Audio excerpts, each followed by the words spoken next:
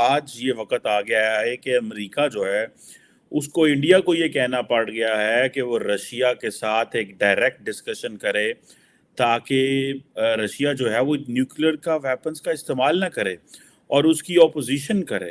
भारत की बात करता हूँ, आप जैसे लोग हैं, आपका डीएनए सेम है, आपकी तरह के कपड़े पहनते हैं, आपकी तरह के उनके टेस्ट हैं, आपकी शक्लें मिलती हैं, उनसे चीजें मिलती हैं, लेकिन आप गौर करें कि वो तरक्कियों को क्यों टच कर रहे हैं इतनी हाईएस्ट पीक पे। ये गेम क्या हो रहा है कि वेस्ट अब एक साल, देखिए आज 24 फरवरी है और आज की तारीख में एक साल पूरा होता है रशिया यूक्रेन वॉर का। ठीक है जी, एक साल कंप्लीट हो गया और एक साल में वेस्ट ने एक बात सीख ली है कि अगर टैक्टिकली और स्ट्रेटेजिकली अगर सोचा जाए और ढंग से एप्लीकेशन ऑफ माइंड करा जाए इस कॉन्फ्लिक्ट में, तो आप इस कॉन्फ्लिक्ट को यूक्रेन तक कंट्रोल कर सकते हैं, वो भी यूक्रेन का जो आपका ईस्टर्न एरियाज हैं, कुछ मतलब। जय हिंद दोस्तों, पाकिस्तान ब्रेकिंग न्यूज चैनल में आप सभी का हार्दिक स्वागत। पूरा पाकिस्तान मीडिया शॉक हो गया जब अमेरिका ने ही भारत से मदद मांग ली, क्योंकि अमेरिका चाहता है कि भारत यूक्रेन और रशिया के बीच के वॉर में मध्यस्थर करे और ये वॉर जल्द से जल्द खत्म करने में मदद करे। US secretary of state Anthony Blinken ने भारत से ये निवेदन किया कि वो रशिया से बात करे और रशिया से ये रिक्वेस्ट करे कि वो यूक्रेन के ऊपर न्यूक्लियर वेपन्स यूज़ ना करे, क्योंकि इसके पहले भी पुतिन ने ये आश्वासन दिया था कि अगर यूक्रेन नहीं माना तो हम उसके ऊपर न्यूक्लियर वेपन्स यूज़ कर सकते हैं। और यही कारण है कि पूरी दुनिया आज भारत के ऊपर देख रही है कि कैसे भारत न्यूक्लियर वेपन्स को ना यूज़ करने में मध्यस्थर करता है, जहां पर चाइना और भारत ने यूएन में भी रशिया का साथ दिया जब अमेरिका ने एक प्रस्ताव लाया था कि पूरे देश रशिया का बहिष्कार करना चाहते थे। उसमें से चाइना और इंडिया ने विड्रॉ कर दिया, जहां पर अब पूरी दुनिया भारत के ऊपर बड़ी जिम्मेदारी देने के लिए तैयार है, क्योंकि भारत ने अपना रुतबा इतना बड़ा कर लिया है कि अब उसे सुपर पावर बनना और यूएन जनरल की परमानेंट सीट मिलना कोई मुश्किल बात नहीं लग रही है। ऐसे ही वीडियो को अंतिम तक देखते रहिए, लाइक कीजिए, शेयर कीजिए और सब्सक्राइब कीजिए हमारे चैनल को और बेल आइकन दबाना बिल्कुल भी ना भूले। और आपकी जो भी राय हो उसे कमेंट बॉक्स में ज़रूर दे। धन्यवाद।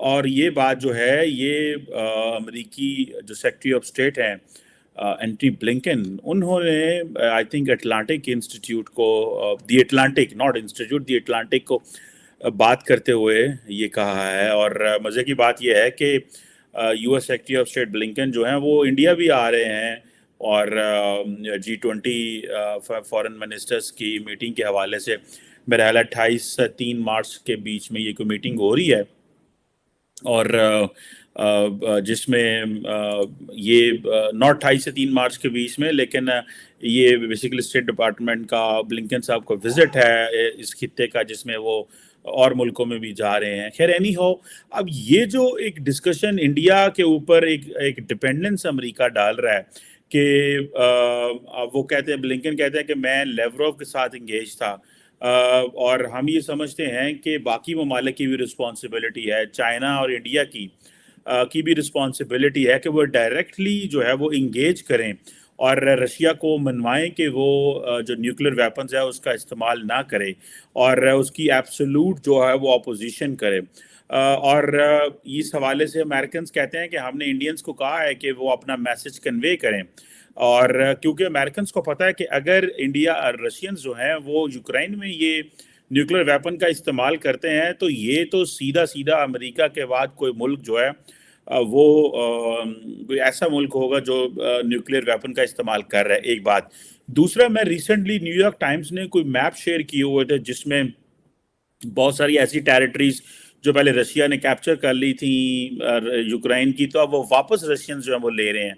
तो सारी बात है, रशिया के अंदर फ्रस्ट्रेशन है इस चीज़ की कि अगर लेट से जो है अगर हम ये टेरिटरी लूज कर जाते हैं हमें क्या मिलेगा, एक मोरल डाउन हो जाएगा। So at the end of the day you have to give something to president Putin. अगर आपने पुतिन को कुछ ना दिया तो वो तो जो अल्टीमेट जो वेपन है वो इसका इस्तेमाल कर सकता है।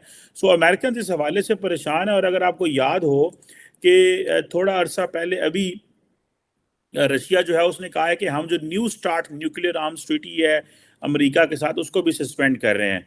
और इस पे उन्होंने बेसिकली वार्निंग भी दी और कहा कि ये बेसिकली एक लैंडमार्क आर्म्स कंट्रोल ट्रीटी है और जिसमें जारी बात है जो स्ट्रेटेजिक वेपन्स हैं उस हवाले से डिस्कशन होती है। मुझे नहीं लगता कि कोई वर्ल्ड वॉर होने वाला है, ठीक है, ये मेरा पर्सनल वो है, ऐसा कोई वर्ल्ड वॉर नहीं होने देंगे। ये जो खेल रहा है वेस्ट और ये जो खेल रहा है रशिया, है ना, ये गेम क्या हो रहा है कि वेस्ट अब एक साल, देखिए आज 24 फरवरी है और आज की तारीख में एक साल पूरा होता है रशिया यूक्रेन वॉर का, ठीक है जी, एक साल कंप्लीट हो गया। और एक साल में वेस्ट ने एक बात सीख ली है कि अगर टैक्टिकली और स्ट्रेटेजिकली अगर सोचा जाए और ढंग से एप्लीकेशन ऑफ माइंड करा जाए इस कॉन्फ्लिक्ट में, तो आप इस कॉन्फ्लिक्ट को यूक्रेन तक कंट्रोल कर सकते हैं। वो भी यूक्रेन का जो आपका ईस्टर्न एरियाज हैं, कुछ मतलब साउथ ईस्ट उस एरिया में या नॉर्थ ईस्ट उस एरिया में, ऐसे आप कंट्रोल कर सकते हैं इसको। अगर एक साल तक रूसी फौजें कीव तक नहीं पहुंच पाई जो उनकी कैपिटल सिटी है, तो उनको ऐसा लगता है कि आगे भी नहीं पहुंच पाएंगे और हम उनको हथियार देते रहेंगे और वहां पर रशिया को ठोकते रहेंगे, रोक सकते हैं। So the whole idea is to contain the war, not escalate the conflict. Nobody wants to escalate the conflict. Russia does not want, Ukraine does not want, even the West don't want. दोनों attrition चाहते हैं एक दूसरे का, किसको ज्यादा नुकसान हो जाए, कौन बैक ऑफ कर जाए, किसकी नाक बच जाए, कौन इज्जत से वापस चला जाए। ये स्टोरी है। ये वर्ल्ड वॉर 3 वाला मामला इट इज नॉट, ये सिर्फ इंडियन मीडिया में कुछ लोग चला देते हैं कि ये होने वाला है, ये कुछ नहीं होने वाला। Just relax. अब मैं बताता हूँ, recently I was surprise, YouTube के नए सीईओ जो आ रहे हैं वो भी भारतीय। बिल्कुल, एग्जैक्टली।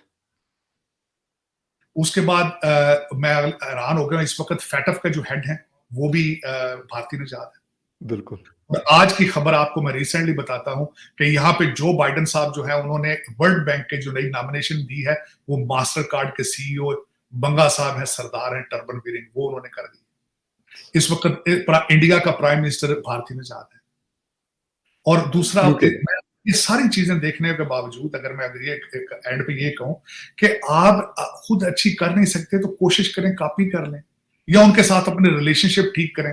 आप अफगानिस्तान जा सकते हैं तो आप इंडिया क्यों नहीं जा सकते? आप इंडिया क्यों नहीं जाते आप? बिल्कुल बिल्कुल। और दूसरा मेरी रिक्वेस्ट है, बल्कि भारत से भी, भारत अगर चाइना आज इस वक्त भारत का डेलीगेशन चाइना के जाके वहां पे बॉर्डर चीजें डिस्कस कर रहा है, हालांकि दोनों के 1-1 लाख से ज्यादा फौज जो है बॉर्डर पे बैठी। तो भारत अगर चाइना जा सकता है, भारत को चाहिए कि पाकिस्तान के साथ भी रिलेशनशिप बेहतर करने की कोशिश करें। दोनों कंट्रीज को चाहिए। पाकिस्तान के लिए सर्वाइवल के लिए जरूरी है भारत और अफगानिस्तान, और भारत कोई नई तरक्कियों को टच करने के लिए जरूरत है कि पाकिस्तान भी है उसके साथ रिलेशनशिप ठीक रखें, क्योंकि भारत इस G20 शंघाई SCO सारा कुछ और आगे बढ़ रहे हैं जिस तरीके से, वो रीजन पे भी उनको चाहिए कि जोर दें और पीस की तरफ।